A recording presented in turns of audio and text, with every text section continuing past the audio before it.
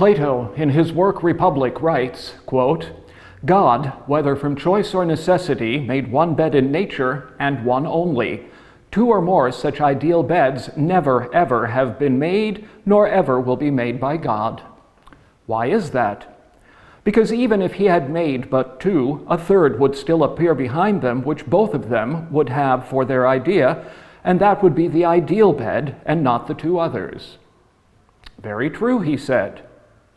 God knew this, and he desired to be the real maker of a real bed, not a particular maker of a particular bed, and therefore he created a bed which is essentially, and by nature, one only. So we believe. Shall we then speak of him as the natural author or maker of the bed?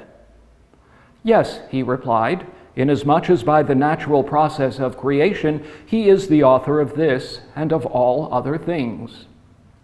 And what shall we say of the carpenter? Is not he also the maker of the bed?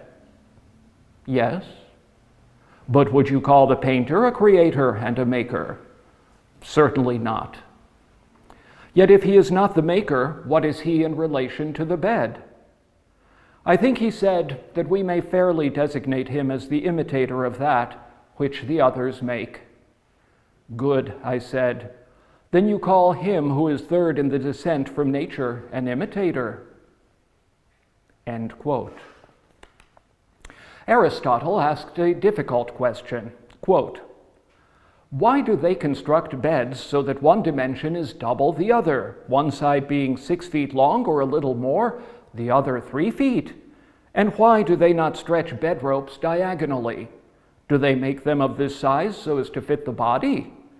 Thus they have one side twice the length of the other, being 4 cubits long and 2 cubits wide. End of quote. I will not hide the fact that the initial inspiration for this piece that turned my attention to these seemingly everyday objects was Edgar Allan Poe's essay, The Philosophy of Furniture. Poe states, quote, there is reason, it is said, in the roasting of eggs, and there is philosophy even in furniture. A philosophy, nevertheless, which seems to be imperfectly understood by Americans more than by any civilized nation upon the face of the earth. End of quote.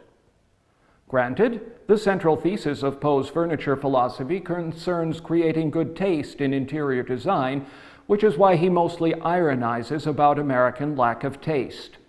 It seemed to me, however, that I might be able to pursue the statement in Poe's essay, saying that even furniture can become the subject of philosophy.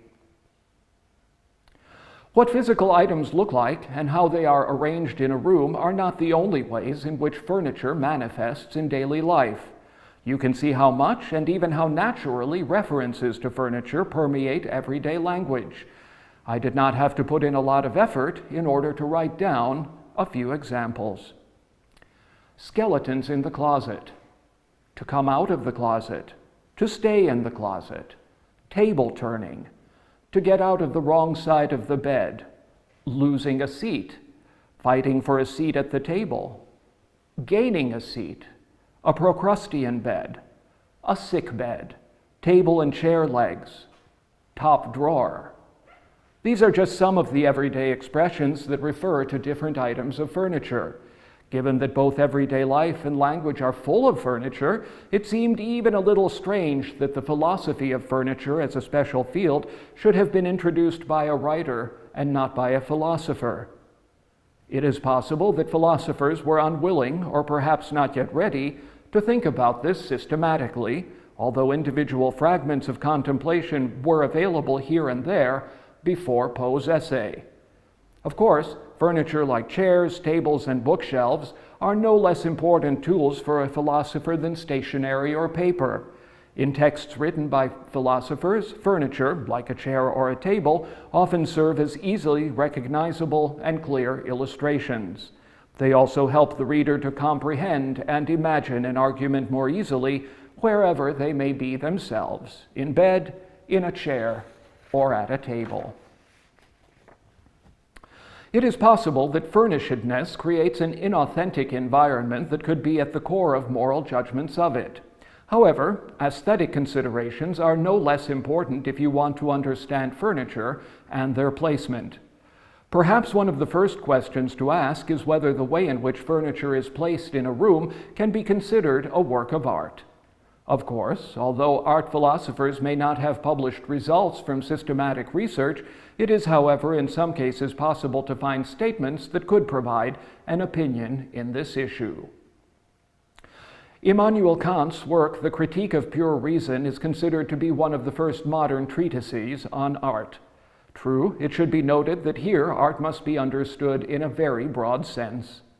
For Kant, art ultimately does not only consist of traditional forms like poetry, painting, or sculpture.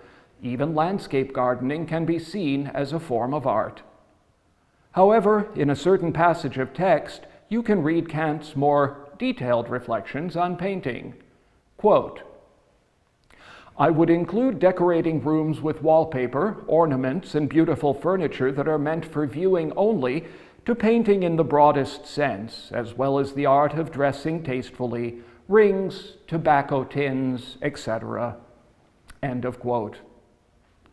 In this case, the way in which objects are arranged is similar to a painting, where we enjoy things aesthetic rather than functional features.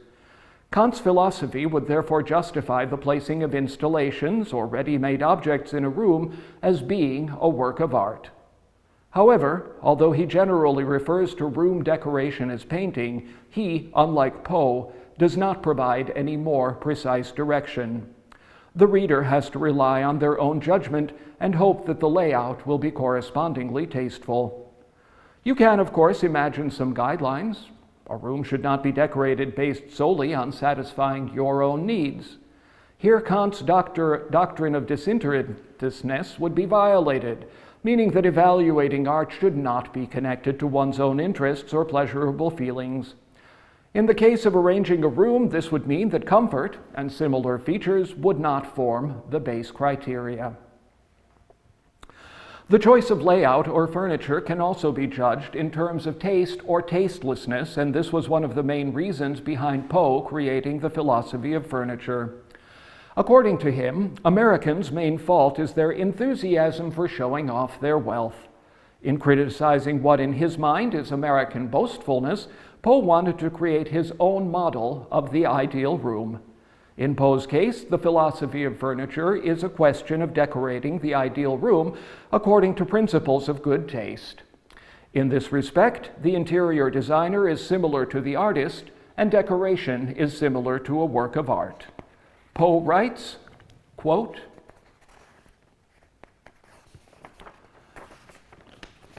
"There could be scarcely anything more directly offensive to the eye of an artist than the interior of what is termed in the United States a well-furnished apartment.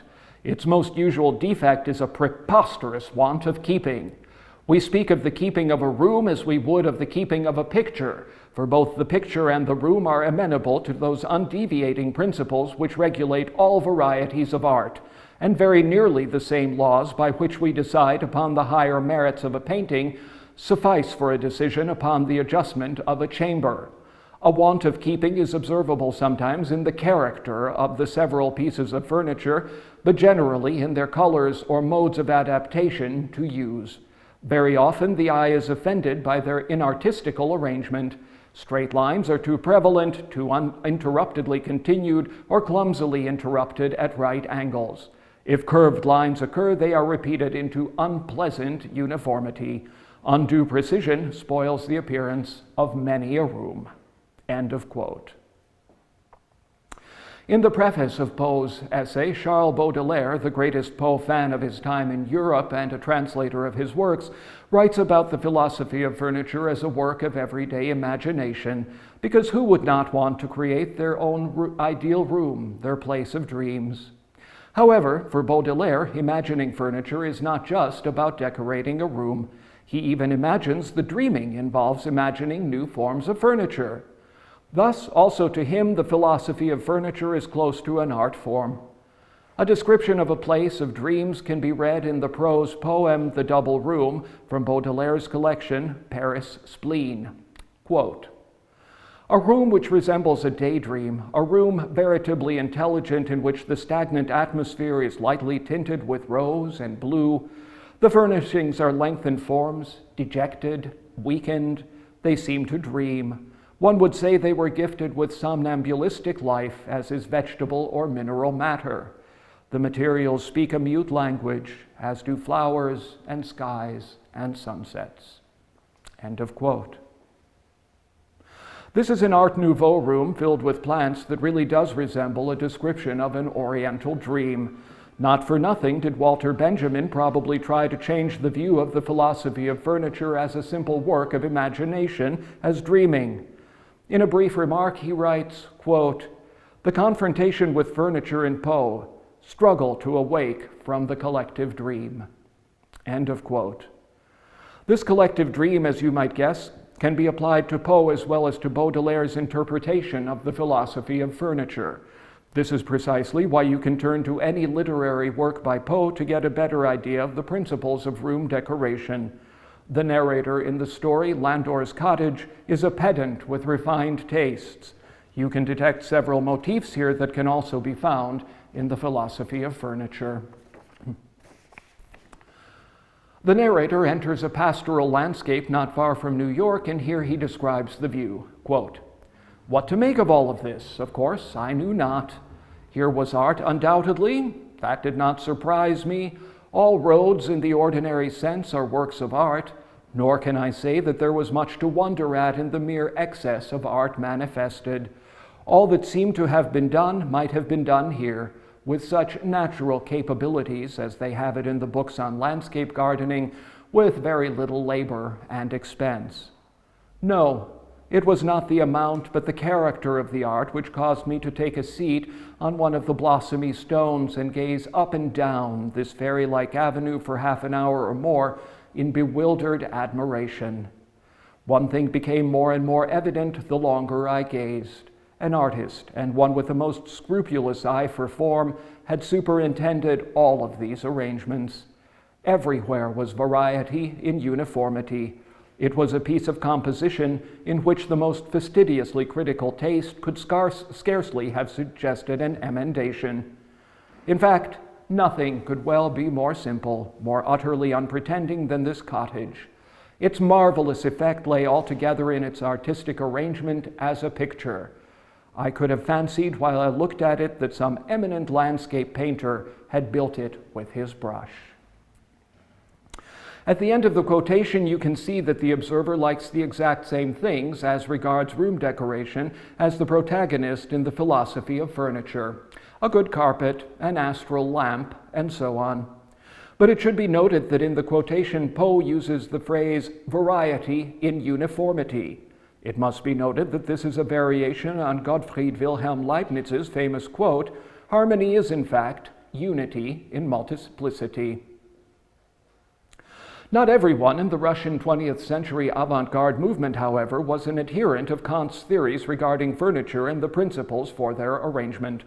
Kazimir Malevich believed that the creative process does not only envisage the depiction of reality, because in that case the composition would be dictated by reality rather than by the artist. Creativity would be specifically the creation of new forms. Malevich claims that composition does not yet envisage creativity and concludes, quote, "Hence, arranging furniture in a room is still not a creative process." End of quote. This was Malevich's attempt to break the link to past traditions, one of which was started by Kant. However, Malevich's opposition to the art of furniture arrangement did not become a dominant opinion. After all, the objects in any space, private or public, can be seen as a trove, like an art collection. Peter Sloterdijk points out, quote, "Houses, having become an exhibit, are a private vacuum transported to the public space, a non-artist's personal museum," end of quote. Namely, if in everyday life premises, a cafe or a room, imply being within one's environment, living in it, then in art installations premises are shown as something to be observed from the outside. At the same time, installations like this break down the usual distinction between a viewer and a framed piece of art. The installation includes man in its aesthetic totality. Chairs, living furniture, and the destruction of furniture. Ruminating on furniture from a political point of view can seem like an unexpected leap. It is easy to imagine furniture in the context of art or the market, and it has already been mentioned that arranging furniture is figuratively related to arranging thoughts or text. You can, however, also see political overtones in the arranging of a room. David Hume writes that arranging a room or a library is comparable to a desire for political stability. Quote, "We may content ourselves with observing that the same love of order and uniformity which arranges the books in a library and the chairs in a parlor contributes to the formation of society and to the well-being of mankind by modifying the general rule concerning the stability of possession." End of quote. Hume's claim about chair arrangement can be related to the fact that pieces of furniture have their own place within a space that help it be more easily manageable, similar to how thoughts as furniture arranged in our minds allows us to navigate our thought processes and considerations more easily. There are different arrangements, however. Furniture sociologists point out that the way in which furniture is arranged in a room largely determines the relationships of the people in them. It is, for example, possible to create a public space in such a way for there not to be any confrontations. And Jean Baudrillard points to the role of upholstered chairs for sitting at, instead functional seats which treat all positions, and hence all human relationships, as a free synthesis. All moral overtones are gone, one no longer sits opposite anyone, it is impossible to become angry in such seats, or to argue, to seek, or to seek to persuade. End of quote. To a large extent, the decorated room described by Baudrillard has become an anti-philosophical, non-political space where serious, heated discussions and confrontations are no longer possible. True, this does not mean that there is always a need for conversations, and a chair could not, for example, be a mouthpiece for a specific thought. Richard Le Gallienne, an English author and poet, makes an observation, quote, "A very pre-Raphaelite friend of mine came to me one day and said, apropos of his having designed a very early English chair, after all, if one has anything to say, one might as well put it into a chair." End of quote. You might just as well imagine different rooms that could create a different social dynamic. For example, a center of authoritarian power might be symbolized by a chair or a throne in the center of a panopticon.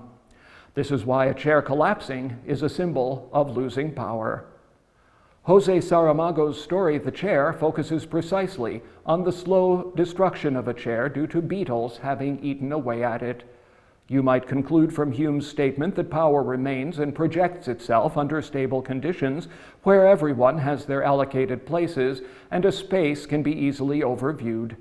In this case, it would not be too great a leap of the imagination to speak of people as furniture that are arranged in a room or country. After all, in some cases, people have even taken on the role of furniture themselves, either as Chinese tables or by becoming furniture while visiting an arrogant host. A more radical view can be read in Russian writer Yefim Zozyulya's story Living Furniture, where he imagines a world before the October Revolution in which people are literally made into furniture. The story begins with a description of a chair. Quote, "Mr. Ikai sat on the back of a man on all fours. The man served as his chair. The chair was comfortable. The seat was warm and strong, its back was soft and fragrant, for it was the chest of a healthy young woman who had the ability to stand very still. The armrests of the chair on which Ikai rested his hands were the graceful shoulders of two teenage girls. These girls were strong enough to hold up Ikai's heavy hands, but at the same time sensitive enough to smile at the right time, just as a refined person might be feeling plaintive and would very much like for the chair's armrests to smile. Ikai was soft and kind in his own way. He safeguarded his living furniture." End of quote. It is no wonder that this story ends on a revolutionary note. Pieces of living furniture, chairs, tables, lamps, and the like refuse to be what they are and turn on their owner. The fight against oppression may seem logical, but it still does not explain how it was possible to arrive at a situation where people became living furniture. Georges Bataille is one of the thinkers who tried to explain this. He points out that in one of the dialectical processes, humans become an object among objects.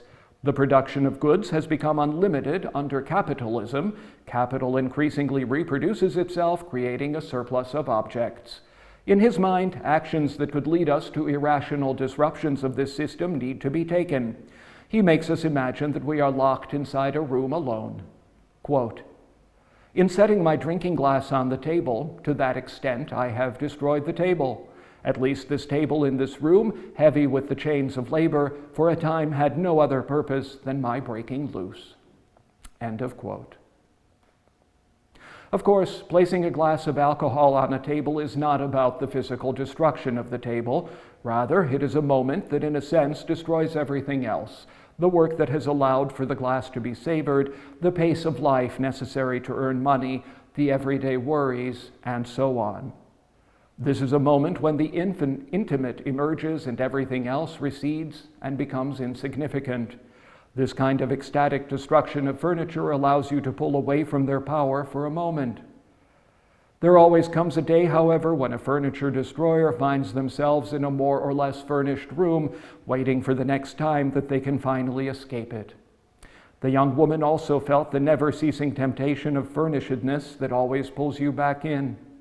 This also brings to mind Samsa, who, although he wanted to get rid of his furniture and live in a cave, realized that his life story and his humanity were closely connected to furniture.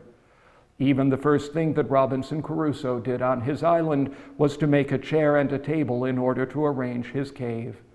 Quote, "And now I began to apply myself to make such necessary things as I found I most wanted, particularly a chair and a table, for without these I was not able to enjoy the few comforts I had in the world.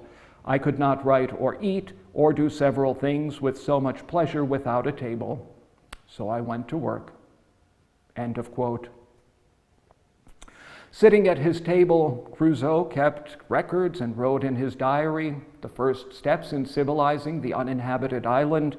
We will have to wait a while before dancing tables, living furniture, desks containing secrets, furniture, music, and art appear on the island. These will form the backdrop against which the first detectives and furniture philosophers who might finally systematically rethink the phenomenon of furniture will appear on this island. To be continued.